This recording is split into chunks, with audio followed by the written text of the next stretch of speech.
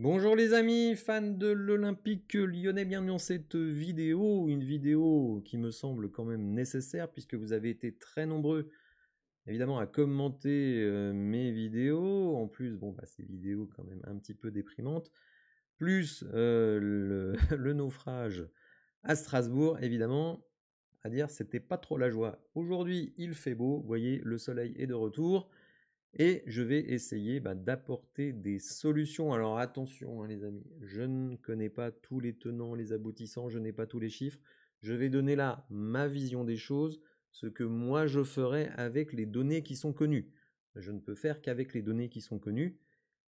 Et je vais me projeter donc sur la fin de cette saison, mais aussi sur la saison prochaine, en prenant deux scénarios. Un scénario de qualification pour la Ligue Europa, un scénario de qualification pour la Ligue des Champions, pour voir un petit peu quelles sont les marges de manœuvre, puisque un certain nombre de personnes ont projeté que, avec ce que j'avais dit, on allait tout droit vers la deuxième division, chose que je n'ai absolument jamais dit.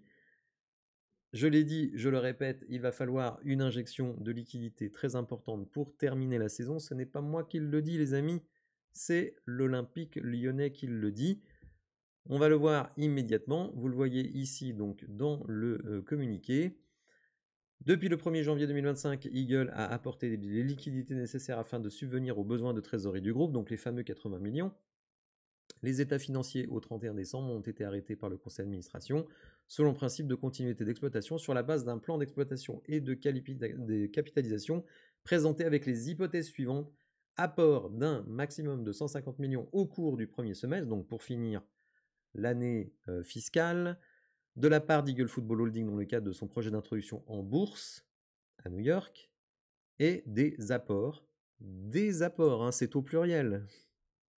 Tout a une importance les amis, sachez que tous les mots ont été bien sous-pesés dans les communiqués, donc des apports en trésorerie de la part d'Eagle Football Holdings et de ses actionnaires. Donc 150 millions c'est le maximum, mais ce sera peut-être pas suffisant, donc il faudra des apports des actionnaires. Donc là, de toute façon, il n'y a pas d'autre solution. Alors il y a quand même eu un petit rayon de soleil là-dedans, c'est que le mercato va commencer en France le 1er juin, mais aussi en Angleterre. Et vous le savez, il y a beaucoup de joueurs de notre effectif qui peuvent potentiellement intéresser des clubs anglais. Alors, on va passer justement donc à la saison prochaine, voir un petit peu comment on peut s'en sortir, qu'est-ce qu'il faudrait faire, mais ce n'est que mon avis les amis, j'insiste bien là-dessus. Donc retour des tableaux moches, je suis désolé les amis, je ne suis pas graphiste, je fais ce que je peux. Et donc vous avez à l'écran, j'ai repris tous les points de ce qui a été publié et je les ai projetés sur la saison prochaine. Alors, billetterie, droit TV, etc. Coupe d'Europe, alors vous voyez que Coupe d'Europe, si c'est Europa League, c'est environ 10 millions de dotation, et si c'est la Champions League, c'est 60 millions. Alors, 60 millions plus les droits télé. Vous voyez que les droits télé ne sont pas les mêmes selon que l'on fait l'un ou l'autre. Donc, ça fait des produits d'exploitation d'environ 182 millions pour l'Europa League et 262 millions, donc c'est quand même pas tout à fait pareil, puisque j'ai aussi augmenté les produits de la marque parce que, évidemment, partenariat publicité, quand vous passez sur Canal+ en Ligue des Champions, vous avez plus de sponsors. Donc c'est pour ça que j'ai augmenté le truc. Alors j'ai mis pour le partenariat publicité de 30 à 40 millions, je ne sais pas, c'est mon intuition. Là, on pourra discuter autant qu'on veut là-dessus, mais ce sont des ordres de grandeur. Ce qu'on constate évidemment, c'est que quand on fait l'une ou l'autre compétition, les dotations ne sont pas du tout les mêmes. Donc 180 pour l'Europa League et 262 pour la Champions League. Au niveau des transferts, alors vous allez voir que je transfère tous les joueurs qui coûtent cher en salaire, tous les joueurs qui ont été acquis à des prix très élevés. Donc j'y reviendrai un petit peu plus tard, mais bon. Donc pour le moment, le mercato devrait rapporter 58 millions net, c'est-à-dire la différence entre le prix de vente, 135 millions et 78 millions, les amortissements restants à pratiquer sur ces joueurs. Les achats consommés, je les baisse de 10 millions par rapport à cette saison en me disant que il va falloir continuer à faire des économies. D'ailleurs, par parenthèse, les amis, je pense que vous vous souvenez de l'histoire des primes triplées après la victoire à Nice. Il faut savoir que ces primes sont de 500 €. elles étaient l'année dernière de 2000 euros.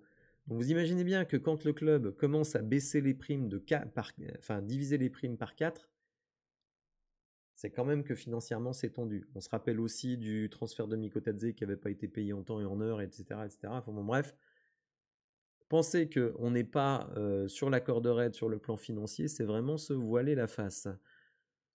Donc vous voyez, j'ai pris la même hypothèse, Europa League, Ligue des Champions, mais bien entendu, Ligue des Champions, d'ailleurs c'est dit dans le communiqué, si l'OL se qualifie pour la Ligue des Champions, Eagle Football Holdings fera un effort, que ce soit en termes de personnel, donc de joueurs, ou financier. Donc on repasse à un excédent brut d'exploitation positif, un peu 13 millions en cas d'Europa League, et 93 quand même, c'est pas mal.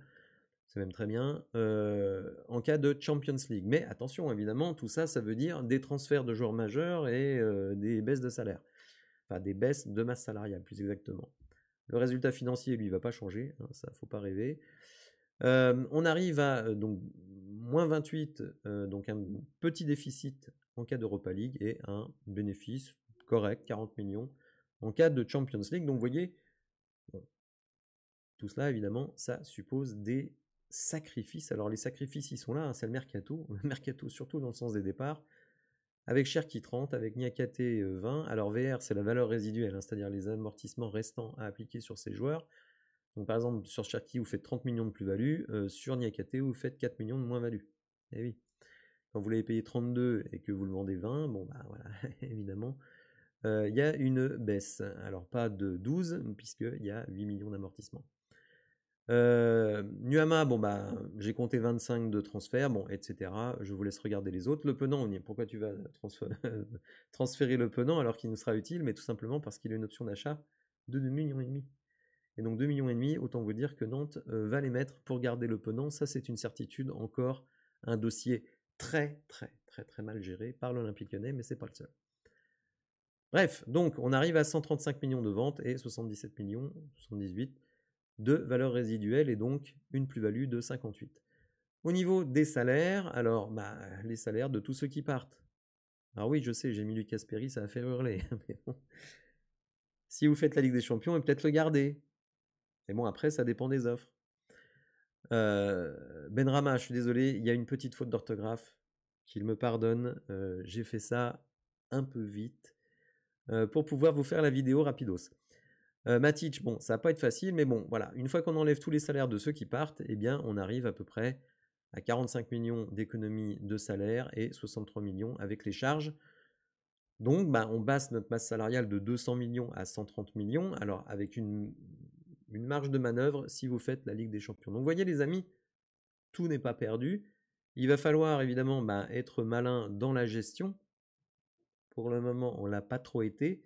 Mais en tout cas, à l'avenir, il faudra aussi accepter que beaucoup de choses vont reposer sur notre cellule de recrutement. C'est-à-dire que si elle est très performante, qu'elle arrive à trouver des joueurs pas super chers, mais quand même très performants. Vous voyez, par exemple, pour remplacer des Niakate, pour remplacer des Veretout, pour remplacer des Matic, peut-être des Benrahma. Bon, vous voyez, par exemple, si vous me dites Benrahma, on le remplace par Moses Simon de Nantes, qui est le meilleur dribbleur de Ligue 1. Bon, bah voilà, il va vous coûter, allez, 7-8 millions au transfert, et puis en salaire, s'il a 2 millions, le mec, il a gagné au loto. Voilà. Il ne gagne évidemment pas ça à Nantes. Mais bon, je pense quand même que Simon, il est convoité, mais je donne cet exemple-là pour qu'on comprenne bien. Pareil pour Perry, bon, c'est sûr que c'est un super gardien, mais est-ce qu'il y a des gardiens, et ça, les stats sans doute seront très importantes pour ça, qui peuvent avoir des performances relativement proches et moins chères? Alors lui, il n'est pas très cher en salaire, mais bon, il y a une grosse valeur marchande, donc si on vous propose 20 à 30 millions pour Perry, c'est quand même difficile à refuser, d'autant que vous pouvez le remplacer peut-être avec un gardien que vous allez acheter 4-5 millions ou même 10, hein, mais avec aussi un salaire moindre. Bref, donc c'est à peu près ça l'idée. Donc voilà, bon, je voulais faire quand même cette vidéo parce que vraiment, j'ai beaucoup de gens hein, qui disent après ta vidéo, on va directement en Ligue 2. Alors, je ne peux pas dire que ce ne sera pas le cas, hein, les amis. Ça dépend de combien Eagle Football va apporter d'ici la fin de cette année. Est-ce qu'on va réussir à faire des transferts dès le début du mois de juin? Je pense que ça travaille dur sur le sujet, parce que déjà, si vous vendez Cherki, si vous vendez Niakate, il y a moins de 30 ans, hein, donc il a beaucoup d'expérience Première Ligue, je pense que c'est quand même assez facile de recaser. Pour les autres, et pareil pour Perry, imaginez quand même que Perry, vous pouvez le vendre dès le 1er juin, hein, à mon avis, voilà. Donc si vous vendez ces 3 joueurs-là, bah, vous ramassez 70, peut-être plus. Bon, bah, vous arrivez devant la DNCG quand même plutôt tranquillos. Vous voyez ce que je veux dire? Surtout si, par ailleurs, Eagle Football a apporté une centaine de millions. Donc voilà, donc il ne faut pas non plus déprimer. Moi, je décris ce qui existe, hein, je ne vais pas inventer. Alors là, ce que vous avez à l'écran, c'est inventé, hein, mais c'est pour me dire, bah, c'est inventé. Il y a quand même des données voilà, réelles, hein, qui sont connues. Là où j'apporte ma vision, c'est surtout sur le mercato, voilà, dans le sens des départs. Et pour les arrivées, parce qu'évidemment, là, je n'ai comptabilisé aucune arrivée, mais on voit qu'en cas d'Europa League, bah, d'ailleurs, c'est marrant, hein, parce que le communiqué, il dit en cas de qualification pour la Ligue des Champions, il y aura des efforts qui seront faits pour le mercato. Mais il ne dit pas pour la qualification en Ligue Europa. Donc vous voyez, c'est très important. Pour moi, en Ligue Europa, on repart avec la même équipe, allez, à 1 ou 2 joueurs près. Moins tous ceux qui sont partis, évidemment. Alors que Ligue des Champions, vous avez un tout petit peu de marge de manœuvre. Donc voilà, bon les amis, j'espère en tout cas que cette vidéo vous aura plu. J'espère qu'elle vous aura intéressé. J'espère aussi que pour un certain nombre d'entre vous, elle vous aura rassuré.